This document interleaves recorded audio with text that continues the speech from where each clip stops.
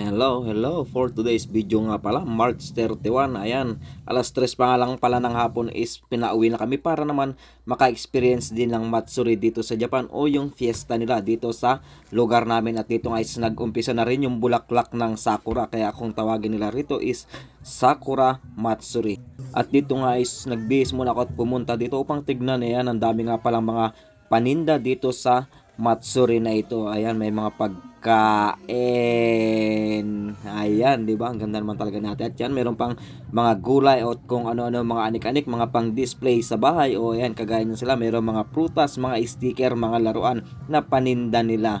Ayan, piyesta nga nila rito. Ayan, kagaya niyang Ringo na yan. O, di ba? Ayan, meron pa dyan mga kung ano-ano na tinda nila, mga pang-display sa bahay.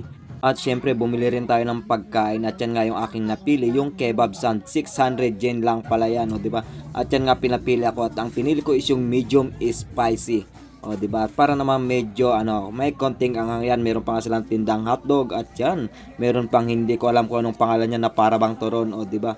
At yan yung kanilang mga tinda dito, guys. Ayan, talaga nga naman napakasasarap niyan sa totoo lang. At yan, experience man lang natin ang Matsuri. At yan na nga yung aking in-order. O, di ba, nag-o-overload siya. Grabe.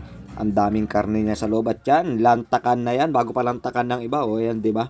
Tignan mo. Talagang sarap na sarap. Si Kolokoy o pati ang kanyang ilong kumakain na rin. O, di ba?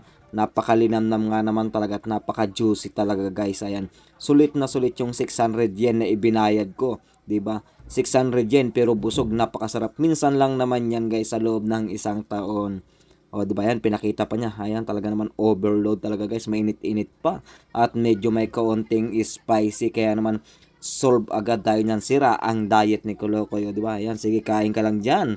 Ayan, ini-enjoy yan. Kasi umuwi ng alas 3 at sinabi kasi sa amo namin na maka-experience man lang ng Matsuri. Kaya ayan, hanggang alas 3 na kami ng hapon. At yan, si Kolokoy, ayan, sulit na sulit.